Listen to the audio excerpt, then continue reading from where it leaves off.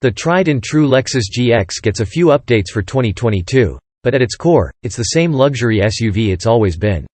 It uses old-school body-on-frame architecture, but has that famous Lexus reliability and some serious off-road chops.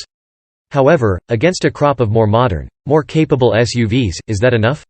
Available in base, premium and luxury trims, the 2022 GX has a larger touchscreen infotainment display that finally supports Apple CarPlay and Android Auto, in addition to embedded navigation.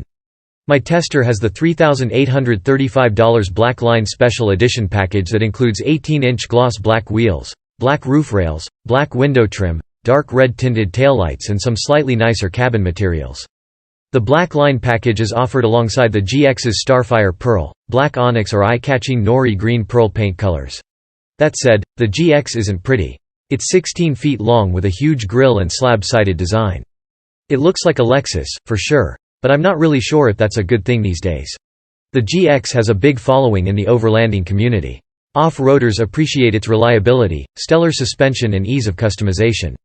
Full-time four-wheel drive is coupled with Lexus Kinetic Dynamic Suspension System, keeping all four wheels on the ground over uneven surfaces for superior traction. A locking center differential can split the torque evenly from front to rear, and a low range keeps the SUV motivated over slow and rocky terrain. Add the $1,570 off-road package on the luxury trim and you get a transmission cooler, a skid plate for your fuel tank and Lexus Multi-Terrain Select with modes for rocks, mud, sand, moguls and the like. Also on hand is crawl control, which you can think of as a low-speed cruise control for off-roading, as well as the multi-terrain and panoramic view monitors which offer 360-degree views of the SUV's exterior as well as a view from underneath. Still, the GX lacks some critical off-road components. The first is ground clearance. At 8.1 inches it's about as high off the ground as your everyday crossover. Off-road geometry is compromised, as well, with approach and departure angles of just 21 degrees. Although the 23-degree breakover angle isn't bad. Further, there is only a brake-actuated differential locking system rather than true mechanical lockers, and the GX sports 265/60th series Bridgestone Dueler tires, which won't get you too far in the dirt. Of course, all that can be changed with the help of aftermarket shops that can turn your mall-crawling GX into the off-road rig of your dreams. But if you're looking to really get off-road right from the showroom floor, the new Jeep Grand Cherokee or Land Rover Defender gets you better ground clearance and geometry, though they don't have that proven Lexus reliability. The GX's on-road manners are fine, but nothing to write home about. Under the hood is a thirsty 4.6-liter V8 producing 301 horsepower and 329 pound-feet of torque. Mated to a 6-speed automatic transmission, the GX returns 15 mpg city, 19 mpg highway and 16 mpg combined. During my week of testing I only saw 18.2 mpg. Good thing there is a 23-gallon fuel tank. The GX is comfortable and surprisingly quiet on the road, but its solid rear axle gives it a truck-like feeling while toddling down the highway. Plenty of vibrations and jolts from broken asphalt make their way into the cabin. If you plan on only driving on pavement you should look to Germans like the Mercedes-Benz GLE class or the Audi Q8. Both of which offer a more refined ride and better fuel economy. When it comes to tech, the GX gets Lexus Safety System Plus suite of driving aid standard. This includes a pre-collision system with pedestrian detection, lane departure alert, intelligent high beams and high-speed adaptive cruise control. No, the adaptive cruise doesn't work below 32 miles per hour, which is a big bummer if you have to commute in heavy traffic.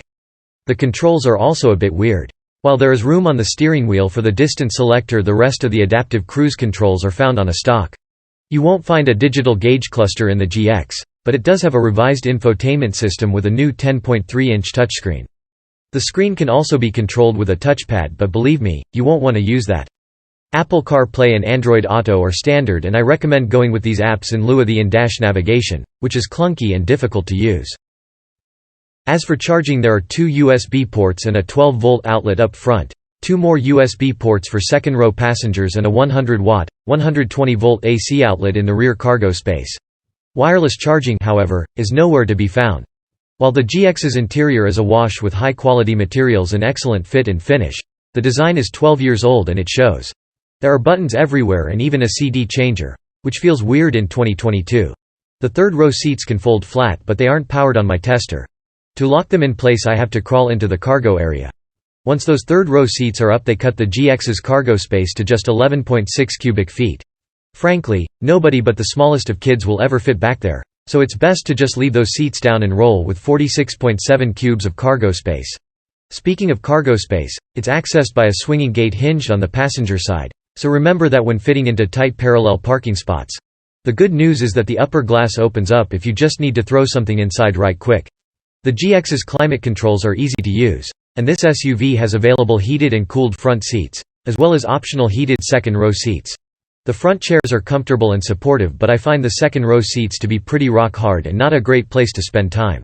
If my money were on the line, I'd just go with a base GX and add heated and cooled front seats for a grand total of $57,840 including $1,075 for delivery. I'd take the $4,000 or so I save by not purchasing my black line tester and head right to the aftermarket for some sick off-road mods.